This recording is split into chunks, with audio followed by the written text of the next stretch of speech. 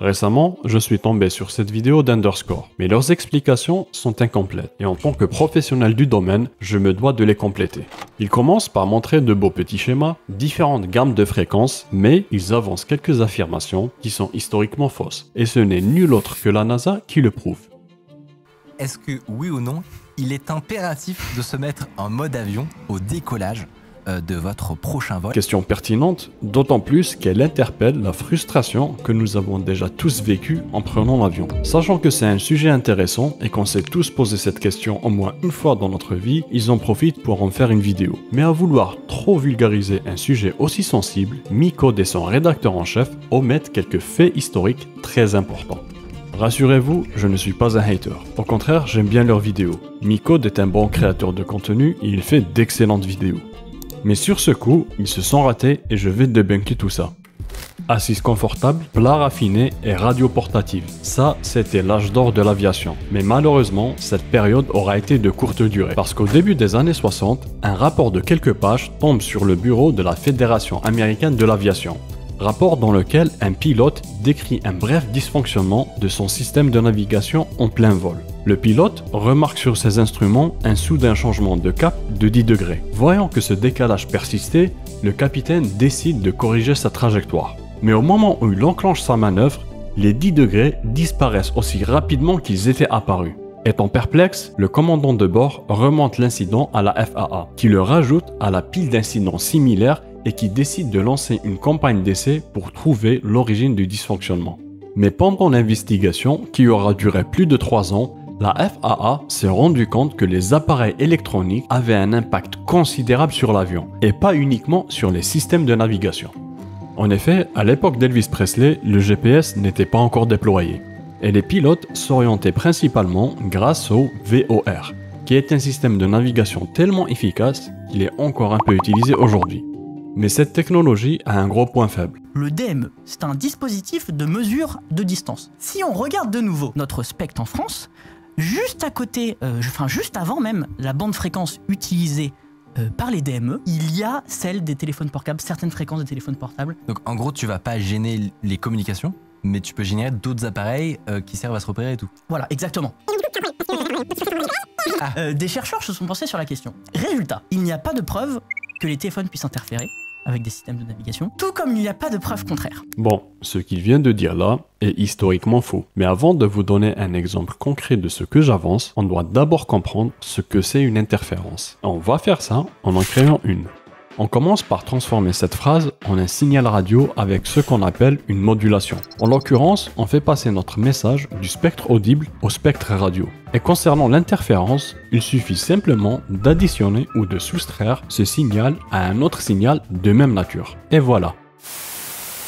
Ce que vous venez d'entendre, c'est deux signaux qui ont interféré l'un avec l'autre. Et visuellement, ça ressemble à ça. Là, en l'occurrence, j'ai pris un simple exemple anecdotique, mais parfois, une petite interférence peut avoir des conséquences dramatiques. Le samedi 27 mars, deux Boeing 747 s'engagent sur la piste de l'aéroport de Tenerife. En suivant les instructions de la tour de contrôle, les deux pilotes se préparent pour un décollage coordonné dans des conditions météo dégradées. Le pilote du Boeing 747 KLM s'engage sur la piste en mettant les gaz après avoir déclaré son intention à la tour de contrôle. Contrôle, nous sommes au décollage. Et la tour de contrôle répond « Ok ». Le pilote met les gaz et en quelques secondes, 583 personnes perdront la vie. Les causes de ce drame sont multiples, mais selon les enregistrements de l'échange, la réponse de la tour de contrôle a été perturbée et le message reçu ne correspondait absolument pas à celui envoyé par l'opérateur de la tour. Contrôle, nous sommes au décollage. Ok, attendez mon autorisation. Je vous recontacte pour le décollage. Dans la vidéo d'Underscore, le rédacteur en chef évoque les communications en disant ceci. Donc en gros, tu vas pas gêner les communications, mais tu peux générer d'autres appareils qui servent à se repérer et tout. Voilà, exactement. Mais ce n'est pas ce qu'on peut lire dans cet ancien rapport de la NASA, où il est clairement noté que des téléphones portables ont déjà perturbé des communications. D'ailleurs, sachez que les pilotes peuvent savoir si vous avez désactivé votre mode avion, parce que votre téléphone va émettre inutilement des signaux à la recherche d'antennes relais, mais qui finiront juste par devenir des clics audibles dans leur radio. Donc voilà, juste pour ne pas les embêter et pour préserver votre batterie, gardez vos téléphones en mode avion. Concrètement, les chances pour que votre téléphone soit à l'origine d'un crash ou d'une perte totale de communication sont quasi nulles, spécialement avec les nouveaux avions. Mais le risque zéro n'existe pas. D'ailleurs, c'est bien pour cette raison que l'Europe autorise l'utilisation des téléphones portables, mais à condition que les compagnies aériennes puissent assurer l'absence totale de danger. Et à l'heure actuelle, aucune compagnie ne prend ce risque. Notamment parce qu'une telle homologation leur reviendrait très cher. À mon niveau, je n'ai jamais fait de telle validation sur un avion. Mais ce que je peux vous dire, c'est que les laboratoires spécialisés peuvent facturer jusqu'à 4 000 € la journée d'essai sur de simples équipements électroniques. Donc vous imaginez bien que pour un appareil complet, nécessitant toute une infrastructure, on parle d'une facture à 6 chiffres très facilement. En général, quand on entend parler du mode avion, on pense systématiquement au long voyage ennuyeux qui nous attend, à quel podcast télécharger ou bien quoi fabriquer dans Zelda. Mais initialement, l'interdiction introduite par la FAA concernait tous les appareils électroniques, y compris les laptops, les Game Boy et les Walkman. Dans un des nombreux rapports de la NASA, on peut y lire qu'un avion avait perdu son pilote automatique au cours de son approche finale à cause d'un voyageur qui avait allumé son lecteur CD. Mais Lubiol, cet incident date de 1993. La technologie a bien dû évoluer depuis, non? Alors oui, les avions sont plus sophistiqués que jamais et les vols sont plus abordables, notamment grâce aux matériaux utilisés qui permettent de diminuer la consommation de carburant. Typiquement, la carlingue d'un avion est faite d'un mélange de fibres de verre et d'aluminium, afin de réduire le poids de l'avion tout en gardant ses propriétés mécaniques. Mais tous ces avantages ne viennent pas sans conséquences. En l'occurrence, le prix à payer est la dégradation de la cage de Faraday de l'avion. Oui, vous avez bien entendu, je parle bel et bien du cage, mais d'une cage électromagnétique, qui a pour rôle de protéger l'avion des agressions externes telles que la foudre. Parce qu'une foudre peut littéralement faire cracher un avion. Ne soyez pas surpris si je vous disais que des cages de Faraday, vous en croisez chaque jour. Dans un laboratoire, ça peut ressembler à ça. Et dans notre vie quotidienne, eh bien c'est ça. Un ascenseur ou un micro-ondes est une enceinte métallique fermée qui empêche les ondes d'y pénétrer et d'en sortir. J'insiste particulièrement sur l'herméticité électromagnétique de la cage, parce que la moindre petite ouverture pourrait libérer certaines ondes. Alors oui, il y a bien une vitre sur un micro-ondes, mais non, rassurez-vous, aucune onde ne peut en sortir, à condition que la vitre reste intacte évidemment. Je ne sais pas si vous l'avez remarqué, mais juste derrière la vitre du micro-ondes, il y a une sorte de grille. Et cette grille est faite de mailles spécialement conçues pour empêcher les micro-ondes d'en sortir. Cependant, ce type de protection ne peut pas être utilisé aussi simplement en aviation, parce que les avions sont soumis à des ondes de différentes fréquences, d'où la nécessité d'avoir un fuselage métallique totalement fermé. Mais le fait d'avoir des ouvertures et des matériaux composites dégrade le blindage de l'avion.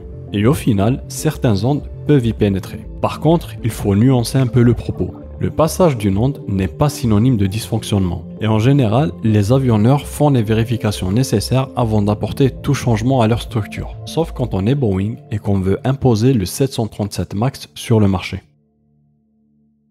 Alors je sais pas si vous voyez bien, je crois que c'est en bas à droite, il y a marqué altimètre. Oui, en effet. C'est ça. Il y a quelque chose où il y a 5G. marqué 5G. 5G. Ah, au-dessus. Ouais. Mais non. Exactement. Il y a donc une différence de 0,2 GHz entre la Ok. 5G et les radioaltimètres. Et ça inquiète beaucoup. Sur ce point, il n'y a rien à dire. Mathieu a totalement raison. La 5G pourrait être à l'origine d'interférences avec les systèmes de navigation. Et c'est bien pour ça que la 5G inquiète beaucoup aux États-Unis. Mais concernant l'Europe, et plus particulièrement la France, ce sujet est quasi résolu, parce qu'il a été pris très au sérieux dès le départ. Et donc, des restrictions assez sévères ont été introduites très tôt en France. D'ailleurs, sachez-le, la France est l'un des pays les plus restrictifs au monde en termes de compatibilité électromagnétique. Et ça, c'est une bonne chose, croyez-moi, parce que l'impact des émissions sauvages peuvent être nocifs aussi bien pour l'électronique que pour l'être humain. Mais ce n'est pas pour autant qu'il faut aller acheter ce genre de babiole. Si vous voulez en savoir plus concernant l'impact des champs magnétiques sur l'être humain, n'hésitez pas à le demander en commentaire. J'en profiterai pour débunker de manière scientifique ces charlatans. Micode et Underscore. Vous faites de très bonnes vidéos et je n'ose même pas imaginer le travail et le coût que cela représente. Mais quand vous abordez des sujets qui sortent de votre domaine de compétences, essayez d'inviter des spécialistes. Et surtout, n'oubliez pas de citer vos sources. Et si jamais vous faites une nouvelle vidéo qui touche à la CEM, n'hésitez pas à me contacter. Je me ferai un plaisir de travailler avec vous. Et moi, ça me fera des vues, mais chut, faut pas le dire.